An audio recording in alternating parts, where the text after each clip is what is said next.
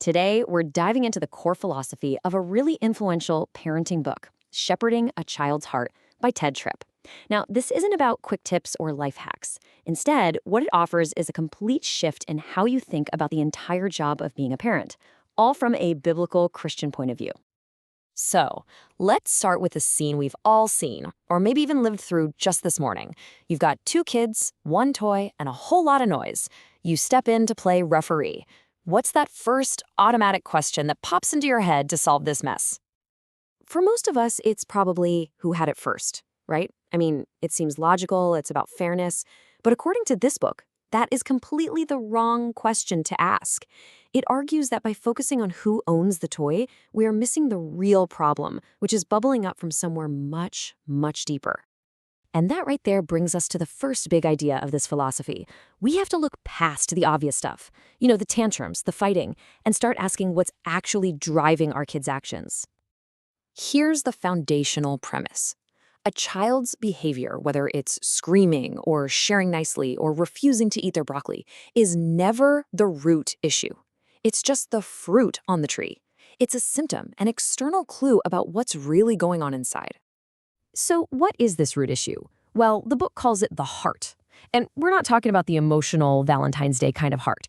This is the biblical concept of the heart as the absolute control center for a person's life. It's the source from which everything flows. Attitudes, thoughts, and of course, actions. Okay, so if behavior is just a symptom and the heart is the real cause, how does that actually change what we do day to day? This is where that paradigm shift really begins to click into place. So you can see there are two totally different paths here. The behavior-focused parent works on the outside, right? Their goal is to manage the symptom, just stop the fighting. And the result is usually temporary peace, but that selfishness that started it all, it's still there. On the other hand, the heart-focused parent tries to get to the source, to the anger or the selfishness itself. The goal isn't just a quiet house for the next 10 minutes. It's about the potential for real, genuine change. Now, get this, the book makes a really powerful, kind of startling claim here.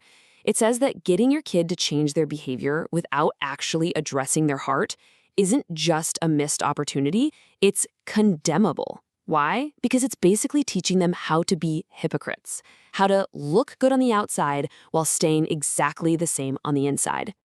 And there's a great metaphor for this idea. Demanding that a child changes their behavior without getting to the heart is like meticulously washing the outside of a coffee mug while the inside is still caked with old coffee. It might look clean from a distance, but deep down, nothing has really changed. So, if the method is all about focusing on the heart, then what's the ultimate goal? Where are we trying to steer this ship?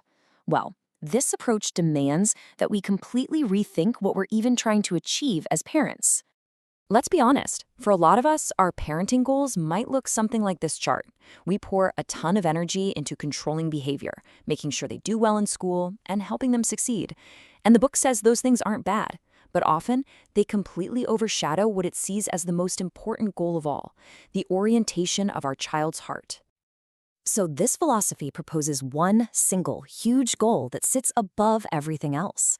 The main objective isn't to raise a perfectly behaved kid or a valedictorian, but to guide a child toward understanding that real life and purpose are found in knowing and serving God. Everything else is secondary to that one mission. And that completely redefines the parent's role, too. You're not just a freelancer anymore working on your own personal agenda, your dreams for your kids, your desire for a quiet home. Instead, your position is more like an ambassador for God, acting on his behalf. This totally changes the dynamic. Your authority isn't just your own, it's delegated. Okay, so if the goal is to shepherd the heart, what are the actual practical tools you're supposed to use? The book lays out a really clear two-part strategy. The methods are presented as two sides of the very same coin, communication and what the book calls the rod. And the argument is that you can't really have one without the other. They're designed to work together to both guide and correct a child's heart. First up, communication. And listen, this is not about giving lectures. It's treated more like a diagnostic tool. It's about asking smart questions to figure out what's really happening in their heart. Hey, why did hitting your brother seem like the best idea right then? What were you hoping to get?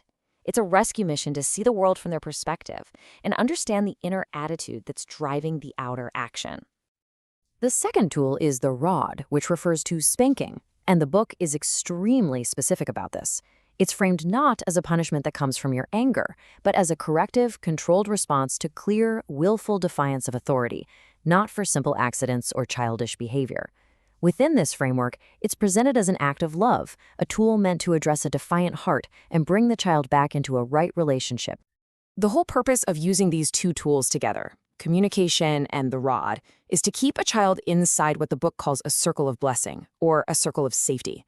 The big idea is that parental authority isn't supposed to be a cage, it's a protective boundary. And when a child's defiance takes them outside that circle, the parent's job is to bring them back in. So at the end of the day, this whole approach really boils down to one fundamental question for every parent. Is our primary job to manage the fruit, our child's behavior, or is it to get our hands dirty and cultivate the root, their heart, their character, their entire inner world? It's a huge shift that really reframes the entire task of raising a human being.